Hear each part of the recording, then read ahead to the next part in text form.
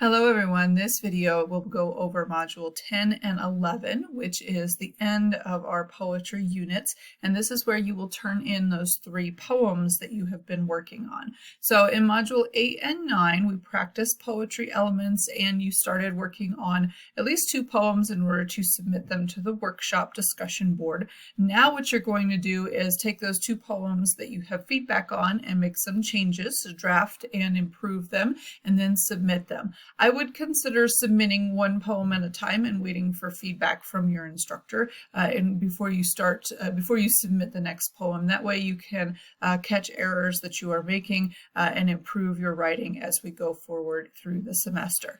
I also encourage you to complete the poems in the order that I have them listed, just because that's the order that I feel students are the most successful. However, you can, if you feel really inspired by one and want to start working on the 3rd one before the 1st one, that's also perfectly acceptable. So in Module 10 is the space where you'll submit the mimicry poem, and then 11 is the free verse and fixed form poem. So these 2 modules will be open at the same time so that you can submit when you are ready. Here again, I have the mimicry poem assignment linked again, but then I also have these learning about sections so that you can deepen your understanding of how poetry works. And so if the version of the poem that you are working on or the one that you submitted for the workshop doesn't have some of this stuff that we're learning about, then you can go in and make those changes to your draft. So the big thing about mimicry to remember is that you are doing an imitation, and that sometimes can be kind of a challenge for students just because it ends up either too dissimilar from the original, so it's not even really close, or it's too similar. So keep in mind that you are it's part of its inspiration, making sure that you are inspired by the original, you are imitating the original. However, you are not just rewriting the original. So you're not just taking it and each line and wording it in a different way or something like that. So it should look like the original as far as line length and meter and rhyme scheme and everything. It should look similar. However, it was a completely different topic. The topic may be similar in tone. So if the first poem is about death or something, then your poem might be about depression or something like a similar negative tone.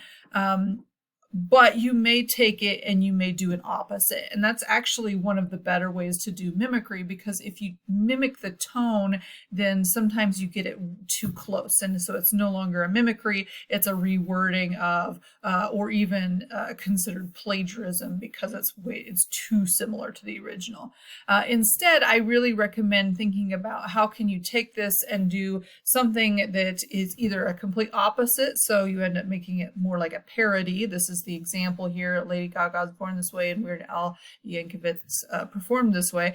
Or you do something that is kind of along the same lines, but just different entirely.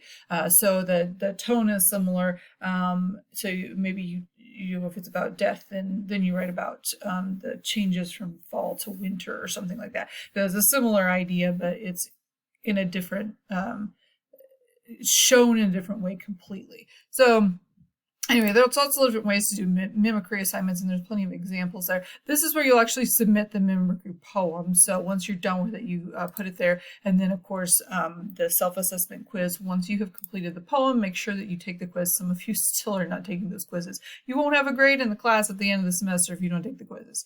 Module 11 is where you submit the free verse and fixed form poem. The free verse poem assignment is where it's free and open. There's no form restrictions, and in the fixed form you have to actually pick a form.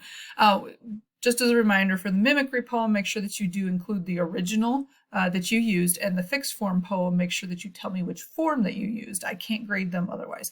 I cannot give you specific feedback if I don't know what you were looking at to begin with. What you're learning about in this module, it has to do with line breaks and stanzas. So there are some examples here of how you can break lines in the middle of thoughts to make the to propel the poem forward. So as you create interesting spaces between your words, it will change the way that we read it, because the words at the beginning of the line and the end of the line will be emphasized in our minds. And so you want to, as you're writing your poems, go down and look and see, are the words at the beginning of each line interesting? Are the words at the end of each line interesting? Or are they all a or the or something boring?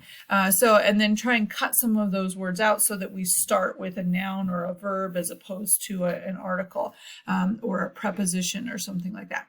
So or try, single word lines. So when you're free writing, when you're free verse writing, then you have a lot more control over how we read through it.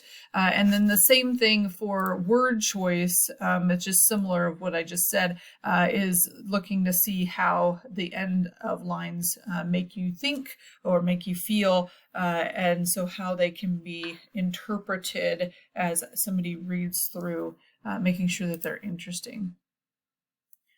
So the free verse poem, remember, there's no rhyme scheme. That's the big thing that you have to remember, is we don't rhyme in free verse. Slant rhyme is okay if it's needed, but in general, we try to avoid rhyming entirely. And that's most students, when they're first starting to write poetry, have only read poems or think that poems only rhyme, and that's not the case. Often the best poems don't rhyme. So no rhyming for this one. This one's tied to nature in some way. It's kind of a broad category, but really the reason I have a little bit of a restriction on the topic is because some students are like, well, I have no idea where to even start. So start with something in nature. You might describe something, in your yard. You might talk about I have a lot of poems about the seasons. You could talk about Kansas weather because we're going through some crazy weather, those of you living in Kansas. You could talk about a specific phenomenon, but you could also talk about human nature in general, or just anything in the natural world. And so I kind of make it a little bit more broad in that way. If you're not sure if what you're writing about fits the assignment, you can always email me, just because I want to give you a place to start. Do to use at least 3 images, so that would be concrete things that we can picture in our heads, and then 2 different senses. So make sure that you're using, not just sight in your poem. So we're practicing those elements. And then the other poem, of course, will be the fixed form poem. And the fixed form poem, you have to pick a form first and then write the poem. A lot of students pick haikus because they're short, but there are some really interesting forms out there. And so I do have a link on poets.org that you can look at, because there's so much variety out there for what you can choose. You could pick a really complicated one if you want to, but just keep in mind that some of these forms, you have to count syllables in each line. They have to be exacting with the rhyme scheme and the number of syllables in the line. And some of them even the type of feet that you use. So if it's iambic pentameter or something like that, so you're using those iambs.